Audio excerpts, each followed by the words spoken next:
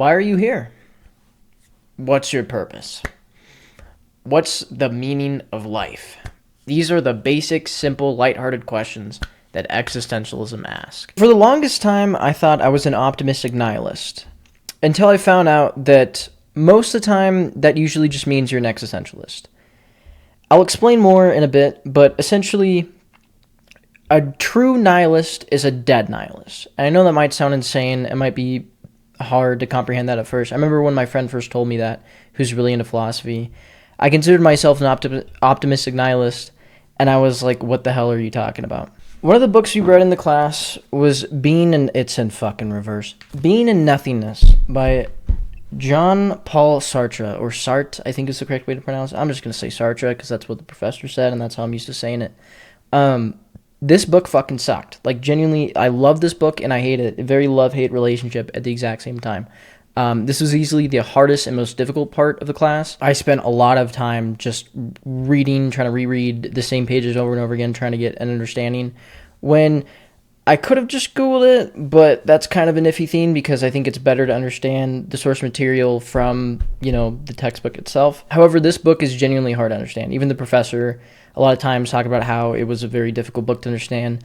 And even when the professor himself read some of the passages, he paused for a moment one time and he was like, see, this makes you want to kill yourself. Like, the way this is worded here, this shit makes no sense. Like, this makes you want to kill yourself. And I was just, the whole class was like, wow. At the exact same time, this is probably the most fun and I think educational part of existentialism. I would almost argue that this is sort of like the Bible of it or whatever. I know it's not a fucking religion, but that's kind of the way I view it. Like, if you would look at like the ultimate existentialism like guidebook or whatever, even though it's the hardest to understand, it's probably Being in Nothingness. Once you finally fully grasp the textbook material, I feel like you truly understand what existentialism is. This book was 800 pages long, and thankfully we didn't have to read all of it, but my god, even just reading 200 pages of this was hell. Anyway, Sartre starts off with some huge ideas right off the bat. One being that existence precedes essence. Rather than being born with a meaning or purpose, we have to create one on our own. When we look at a knife or a chair, for example, a knife is meant to cut things. A chair is meant to be sat on. A human being is meant to,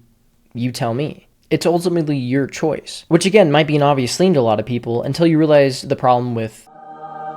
Now here's the part of the video where it gets a little messy because I have to talk about the lighthearted conversation of God that everybody, and I mean everybody, can easily agree on. Sartre's philosophy is again that we aren't born with a meaning, but rather we are condemned to be free. And this is where, unfortunately, religion has a big play onto philosophy, as it usually does. Now, the important thing that I first need to clarify is that you can be an existentialist while still believing in God. The literal godfather or founder of existentialism, Soren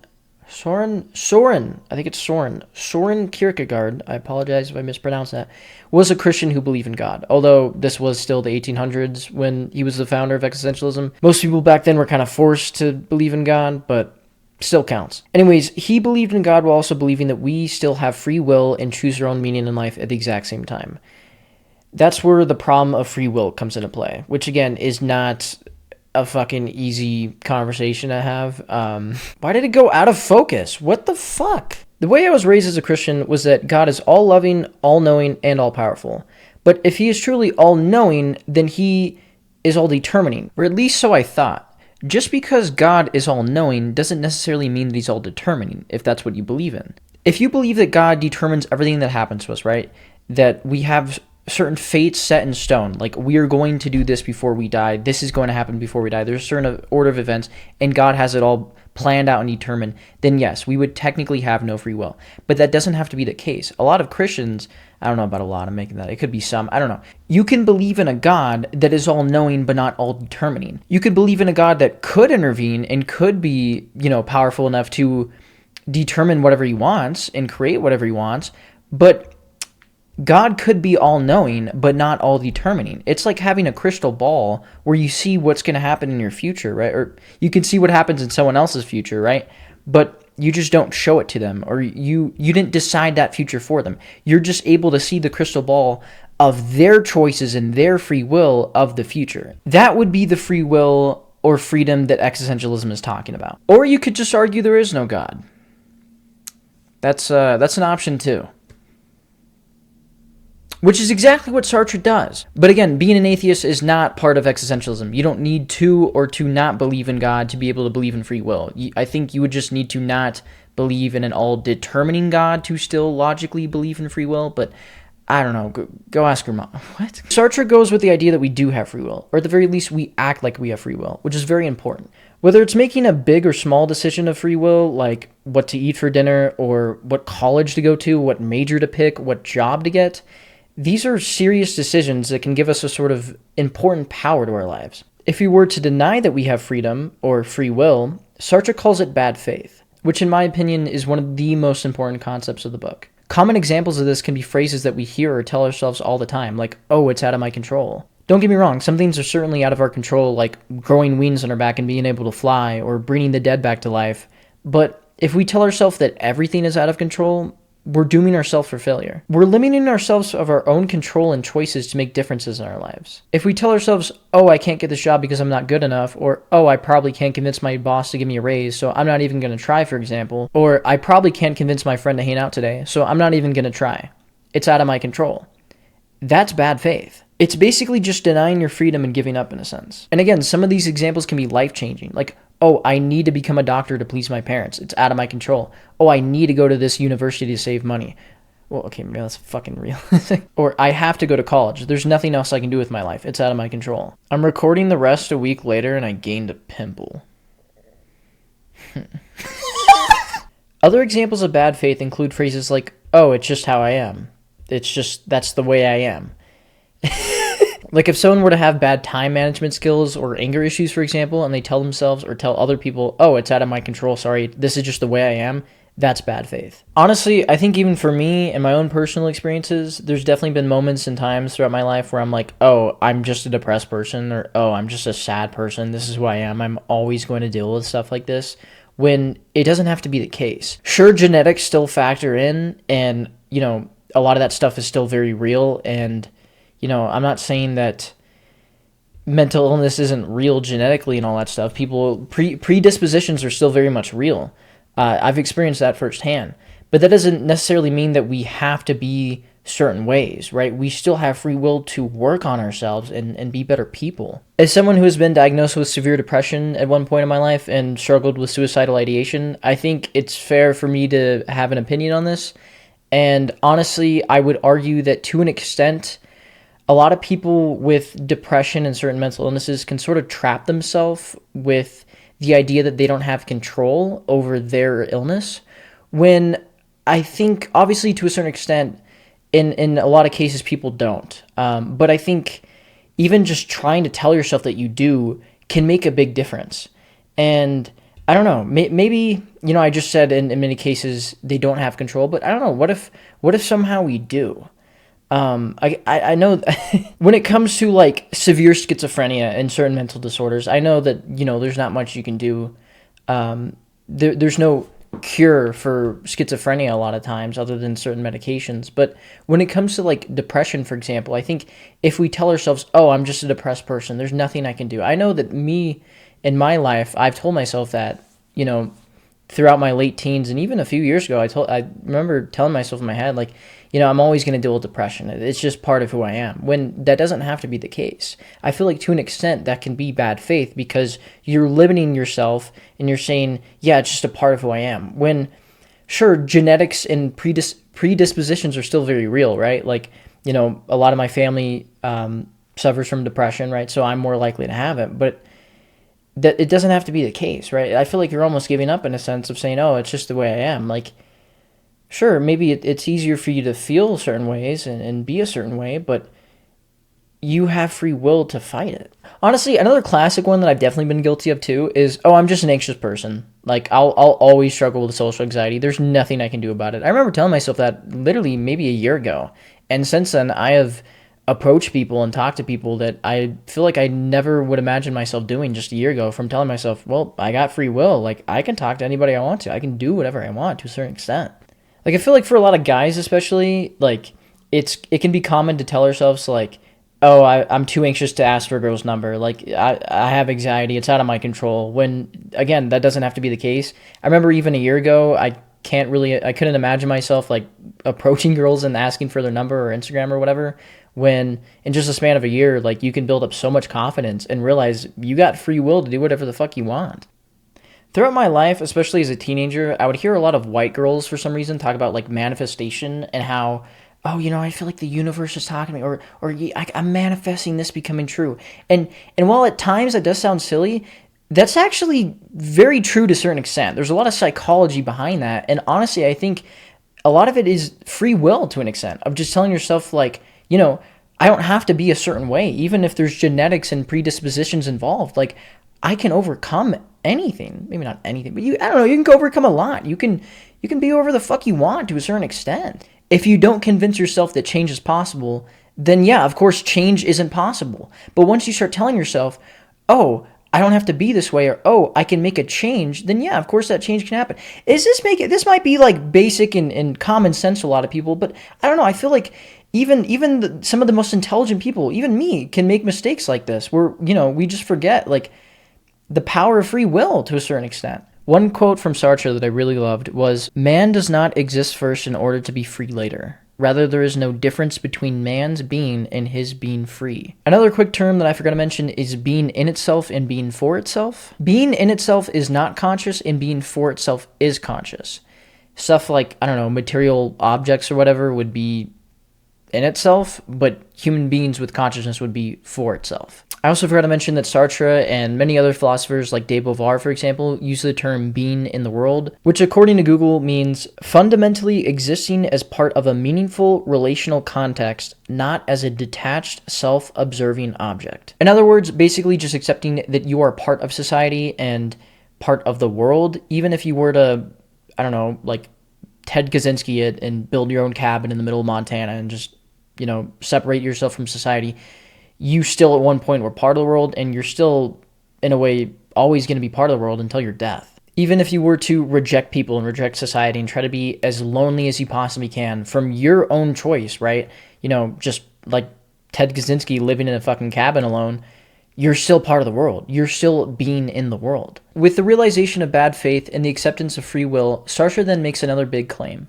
Freedom is anguish. This was honestly the hardest concept for me to understand in the class. In a simple way to summarize it, imagine you're standing on a cliff or the Grand Canyon. You might experience fear of falling, but you experience anguish when you realize that the only thing keeping you from falling or jumping off is yourself. Sure, you could technically fall or someone else could push you, right? But if none of those factors are in play, right, it's just you and the cliff. The only thing keeping you from falling is yourself. It's not God or some divine intervention or anything. It's just you. And that acceptance is the acceptance of freedom to a certain extent. No, not to a certain extent. That is the acceptance of freedom. And that realization that it's just you is the acceptance of freedom. And that can be anguish because realizing that, I don't know, everything in your life is kind of just you to a certain extent, like in terms of choice of what's meaningful to you and, what you want to do in your life, that comes with a lot of responsibility. Like, just being able to pick what job you want or whether you want to go to college or not. Like, these are basic, experiences that a lot of us definitely probably felt stress with at one point in our lives. Like, and we're going to keep feeling stress of our free will throughout our lives because, again, freedom is anguish, at least according to Sartre. I kind of agree with it, but I don't fucking know. I don't think freedom's nothing but anguish, and I don't think that's exactly what he's trying to say. I hope I'm not wrong on that, but he does make the big claim that freedom is anguish, like over and over and over again. So,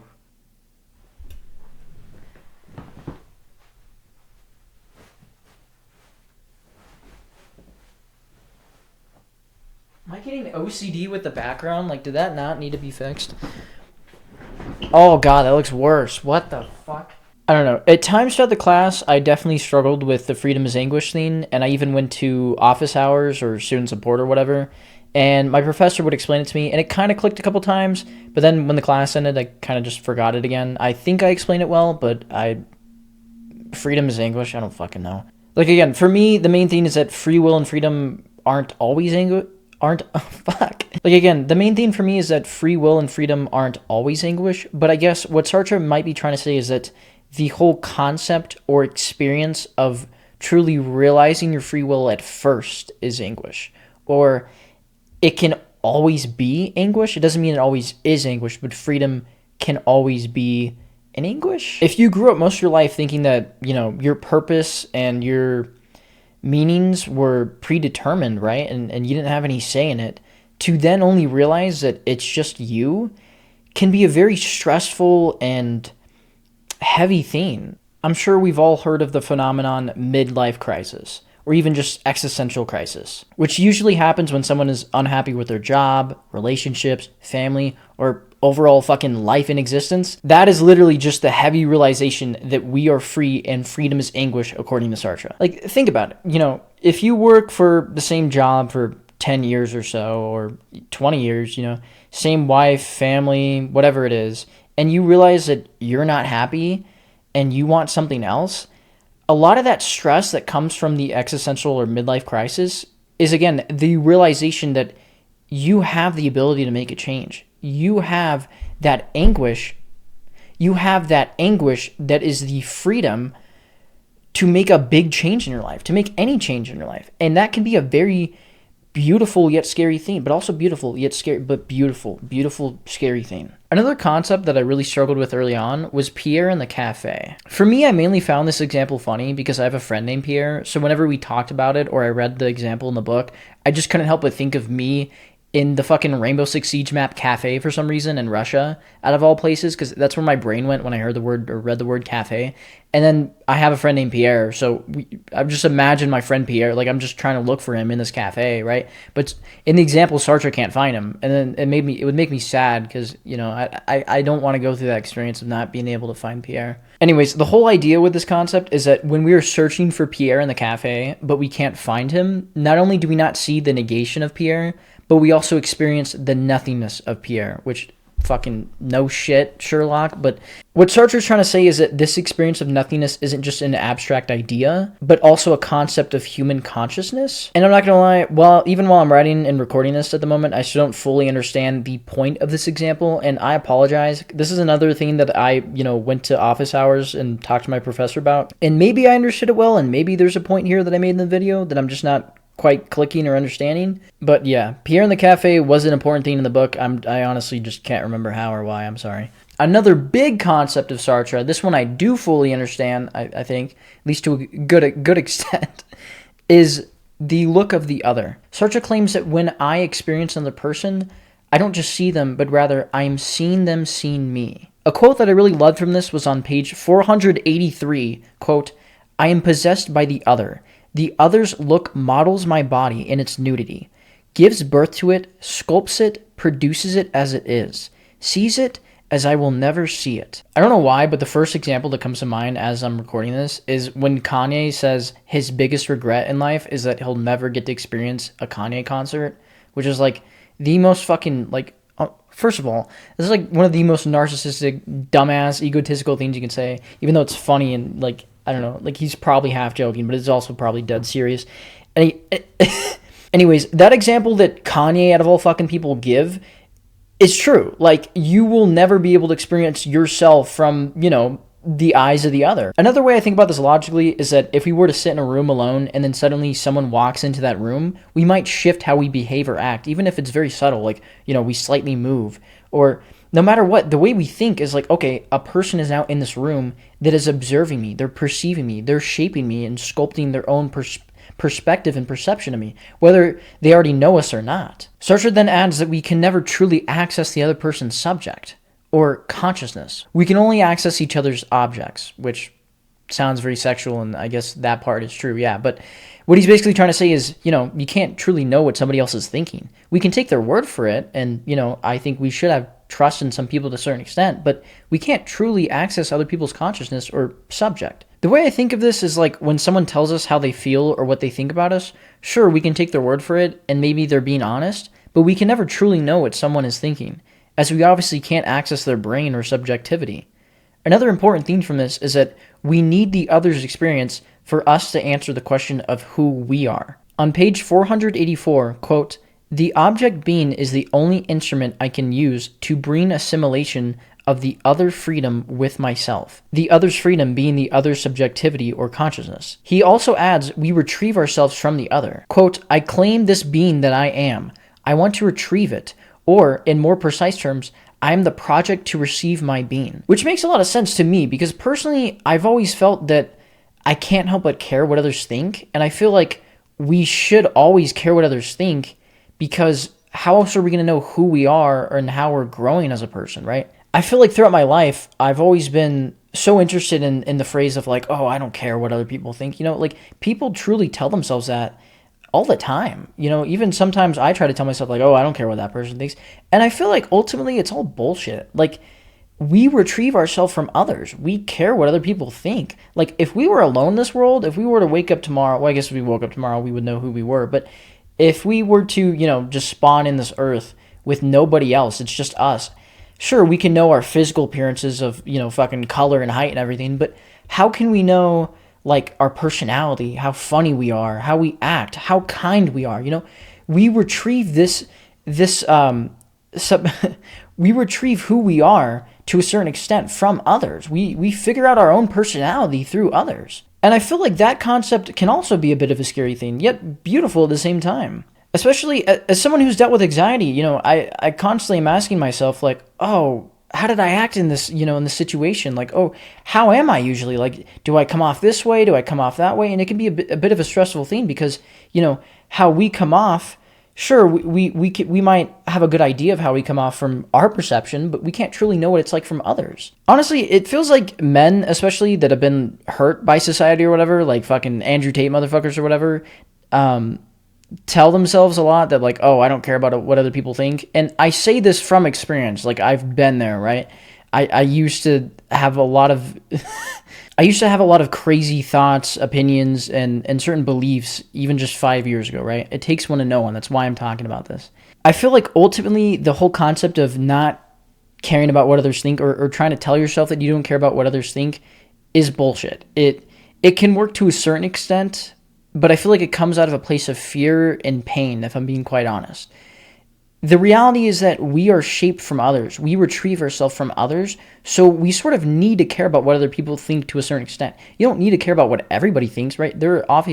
Obviously there's some awful people out there. Horrible people will always exist, unfortunately, but you don't always have to listen to them. You don't have to always care about what they think, but no matter what, as long as you're human and there's nothing like mentally wrong with certain fucking pathways in your brain, like you're going to be affected by what other people think and how they perceive you and how you retrieve yourself from the perspective of others. Another example that Sartre uses from the other is the keyhole example. In this example, Sartre uses a personal experience of his when he spies on a girl through a keyhole, which, by the way, why the fuck are you admitting this in a book? Anyway, Sartre admits to being a creep in this example, and after looking through the keyhole spying on this girl being naked or whatever, the girl notices him. But rather than noticing Sartre, she notices the action more than the person. Even when she sees that it's Sartre, Sartre becomes the object in a sense. Like, another example of this can be an everyday thing. When you walk down a corner, a hallway, for example, and as you're turning that hallway or corner, you bump into somebody or, like, have to walk and maneuver around them. And that can be, a very awkward, common, everyday experience. You're not necessarily, like, sure, you're acknowledging that there's a fucking person there and everything, but you don't see that person. Sure, you see them as a person, but you see that action in the moment more than the person in the moment, right? You're experiencing the action, right, of bumping into them.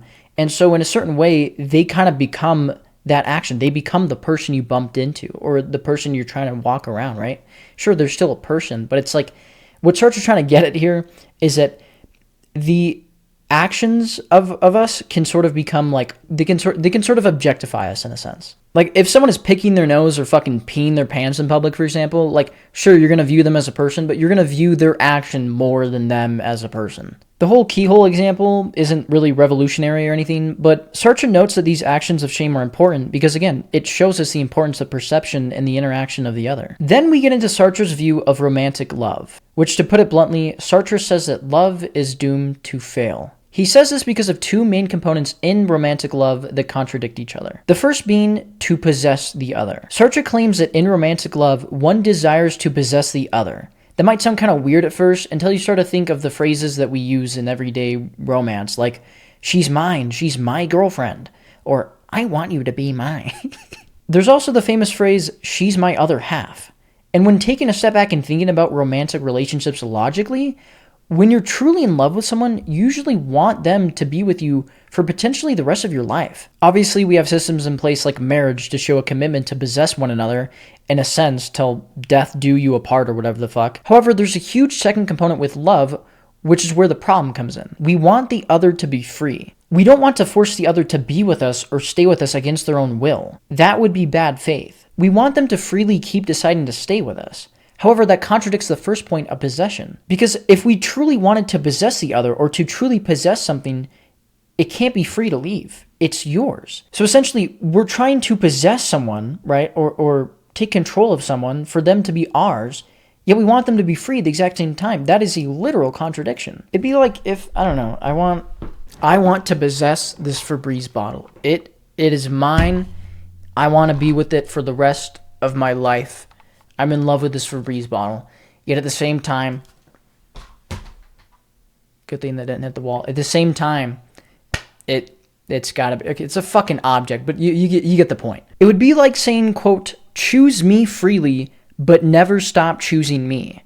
So in a sense, love is a giant contradiction according to Sartre, because we want to possess the other, yet at the exact same time, we want them to be free to leave us if they so choose. Sartre also says that romantic love is a constant sort of attempt to combine or fuse with each other in a way.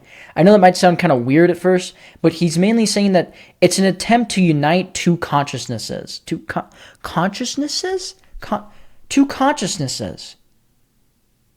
Or in other words, access each other's subjects. But it's impossible. We can only access each other's bodies or objects. And that pretty much covers everything about Sartre, at least that we learned in the class. And I still have yet to talk about Laing, Beauvoir, Frankl, and Heidegger.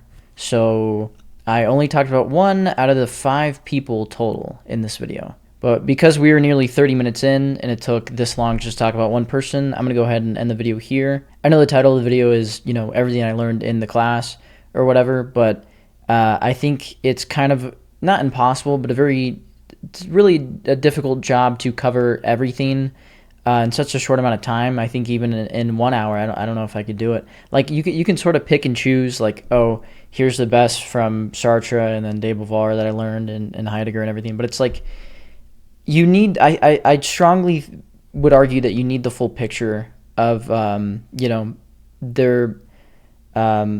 their philosophies to truly understand a good grasp of what existentialism is. And so I would love to make this a multiple part series, even if this only gets like 10 views, which it very well could. I don't fucking know. I think because, I'm genuinely passionate about this topic. I think, all of philosophy is obviously to take a step back and question reality and existence, but I think existentialism does it in a way that's very profound, and I think would fit with a lot of our generation's viewpoint. I feel like I strongly believe that existentialism, not that it's the right answer or whatever, but in a way it's like you choose your own meaning in life. Like I really do believe that, and the power behind that, and it's like there's so much that goes with that, and it's like it can be, again, like I've said multiple times, a very stressful thing because freedom is anguish. I really do believe that. And halfway through taking the class, when we were reading Frankl, actually, I straight up had a bit of an existential crisis of like taking a step back, like, holy shit, wait, what is my own personal meaning and meaning in life and whatnot? And he mentions in the book that it's almost an insanely ridiculous question, because it's almost like asking, hey, what's the best chess move? Like, there is no best chess move. There is no necessarily like one ultimate meaning to life, unless you're religious and you tell yourself it's to serve God or whatever. It's like, in terms of the one that you give yourself, like, you can't just give yourself one ultimate meaning. I mean, maybe you could argue that it's love. I think that's a pretty solid answer. And that's typically what I tend to tell myself, but it's like, even then, there's, I don't know, fuck, I'm kind of, I was going to say writing, I'm talking myself in a corner right now. If you are someone that is still struggling to create or find a meaning, just know that that is normal, and that also you shouldn't just have like one meaning to your life and that's it. I don't know, like if you get fucking broken up with or heartbroken or whatever, lose a friend, lose a family member, it's like there's still so much more to life, you know what I mean? That's a very important part of life, but that shouldn't be, I don't know, like you shouldn't make your entire life about only your wife or husband or only your friends, you know what I mean? You got to worry about yourself and other things, hobbies, other interests. A lot of it Frankl and Beauvoir talk about, which is why, again, it's kind of annoying that I'm ending the video here, but once I get to part 2 and 3, I think all will be explained. And, you know, once you fully grasp these authors of existentialism, a lot of things kind of start to click of not necessarily how you should live your life, but just certain... The same way you shouldn't put all your eggs in one basket, you shouldn't put not all your meaning, you shouldn't put one big meaning in one big basket, if that makes sense. Like, you know, you shouldn't make your entire life's goal or meaning one thing. I mean, like, we find that inspiring, like, when athletes do that, because, like, I don't know, there's definitely something badass to it, but eventually you'll end up becoming the passionate man, which is what I'll talk about in the next video with Beauvoir. But, you know, it can be with anything else too. Like, it can be, I don't know, you make your entire life about, like, getting this job, you know, I need to become a doctor, I need to become the best drummer ever, like in Whiplash or whatever, or you know, my whole life's existence and purpose is to only for this and this and that, and like that one thing, and that's it. If I fail at this, I'm a failure. It's like there's so much more life than just that one thing, bro. Like, I get that having that mentality can help, you know, for some athletes and artists, that's just how they fucking work and that's how they succeeded. And I get that, that's fair, but like, I don't know, that's like the top 0.1%, man. Like, not everybody can do that. Not saying that you shouldn't chase your dreams or whatever, but like, the point I'm trying to get here is that you shouldn't make all of your life about one meaning. If somebody asks you, hey, what's the meaning to your life? You know what I mean? I don't think there's necessarily a good one answer other than maybe love, but like, I don't know, even then, it's again like asking what's the best chess move, and it's like saying winning. It's like, okay, well, fucking, there's certain philosophies and ideas that I think can really help a lot of people. I really do live by the belief that, you know, life can be anything. Life can be really shitty and beautiful at the exact same time. You know, I mentioned earlier that I struggled with suicidal ideation at one point. And, you know, I can't believe that I'm even comfortable talking about it. Like, I think even a year or two ago, I wouldn't be comfortable talking about this. But I feel like, you know, I struggled with that 4 years ago now, you know. I shouldn't have had to wait 4 years to talk about it, but I guess, unfortunately, that's just how society or whatever works. Like, you know, once, I don't know, a certain amount of years pass, you're able to talk about things without being judged as much. And so, as someone who was struggled with severe depression and all that stuff, I would like to say life is always worth living. I really do believe that, because I think no matter what anybody's going through, even if it's unimaginable hell that, you know, most people haven't experienced, there's still always a possibility for a better tomorrow, for that individual or for any individual. And sure, there's always a possibility of a worse tomorrow, for anybody as well. And I feel like that's also kind of the beauty of life, you know what I mean? Like, not everybody can be happy at the same time, but, you know, not everyone can be sad at the same time too, you know? It's a very free world, in a sense. So, yeah, I don't know. Gosh, I really don't know how to end this video. Don't kill yourself. You're too sexy. Life can always be beautiful.